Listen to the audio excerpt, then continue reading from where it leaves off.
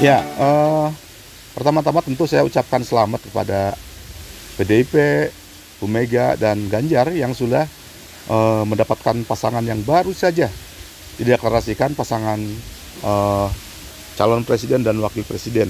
Dan sebetulnya bukan sesuatu yang mengejutkan. eh, PDIP dan partai koalisi menentukan Mahfud MD sebagai calon wakil presidennya Ganjar.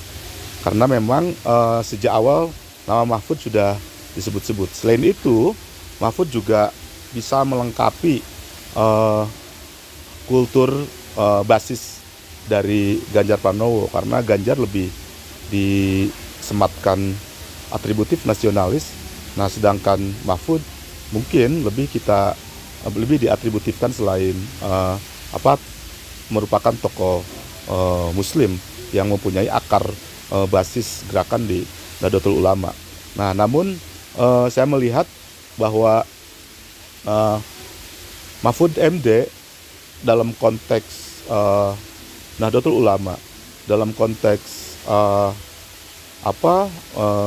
gerakan Islam, saya pikir tidak terlalu menonjol, karena Mahfud MD dia lebih pada kalangan NU yang menengah ke atas, tidak kemudian berada di akar rumput, tidak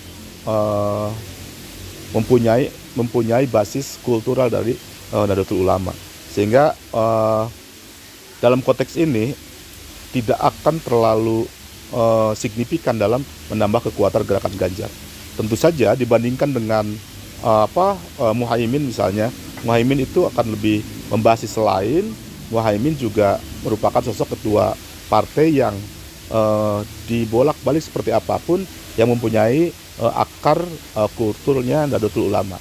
Ditambah juga ini kan PDIP ini kan seakan-akan tidak seperti tradisi biasanya. Tradisi PDIP yang sudah 2 periode misalnya sangat memperhatikan elektabilitas. Nah, sedangkan Mahfud tidak terlalu kuat dalam elektabilitasnya ketika kita bicara calon wakil presiden. Nah, begitupun kemudian dalam menentukan calon wakil presiden. Biasanya PDIP itu last minute.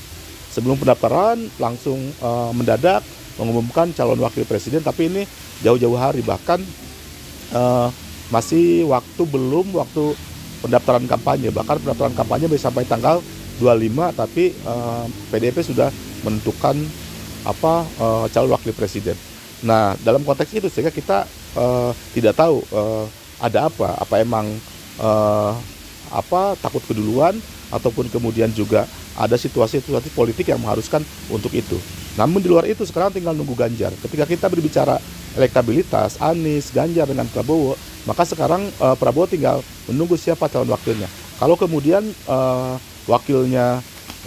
calon wakilnya Prabowo itu Gibran, ataupun misalnya terlebih Hovifah misalnya, saya pikir akan mempunyai kekuatan yang luar biasa, sehingga peta politiknya itu tidak bisa Mahfud MD itu mengeruk suara dari Jawa Timur, karena memang hampir semua ketika bicara NU itu ingin mempengaruhi suara akar rumput NU di Jawa Timur. Maka tentu Mahfud MD tidak begitu mengakar ketika berbicara kultur NU di Jawa Timur. Bisa lebih mengakar Hovifah, bisa lebih mengakar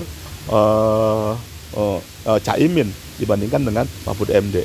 Nah, karena itu kita lihat saja nanti ketika kemudian Prabowo mengambil Gibran atau Hovifah, saya pikir itu akan mampu mengangkat elektabilitas dan berebut suara di Provinsi Jawa Timur.